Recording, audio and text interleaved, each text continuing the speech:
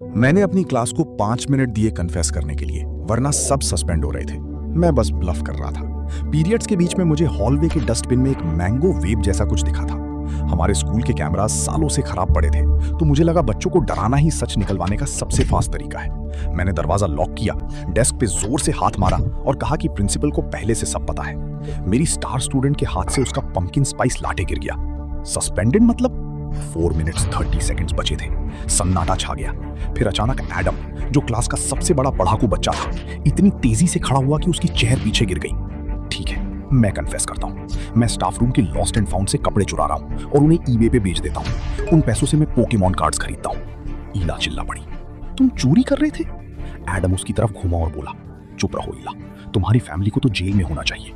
तुम स्कूल में एनरोल्ड तक नहीं हो। तुम्हें वेस्टब्रुक में होना चाहिए था, पर तुम वहां नहीं जाती क्योंकि वो डेंजरस है। ईला चुपचाप बैठ गई। ये सब वो नहीं था जो मैं ढूंढ रहा था। 3 मिनट बचे थे। तभी एबिगेल, वो शांत लड़की जो सितंबर से व्हील चेयर पे थी, उसने आर्मरेस्ट्स पकड़े और पहली बार खड़ी हो गई। पूरी क्लास की सांस अटक गई। मैं अब ये और नहीं कर सकती। मैं डिसेबल्ड नहीं हूँ, मुझे कोई ऑटिज्म नहीं है। मैं सितंबर से नाटक कर रही हूँ क्योंकि मुझे पीई में दौड़ना पसंद नहीं था। कोई जोर से चीखा, तुम 4 महीने से व्हील चेयर पे थी? एबिगेल बोली, मैं स्कूल के बाहर हफ्ते में 3 बार सॉकर खेलती हूँ, मुझे बस यहाँ का कोच पसंद नहीं है। एडम कांप रहा था। हमने तुम्हारे लिए फंड रेजर किया था, $800 दिए थे तुम्हें, वो कहाँ है?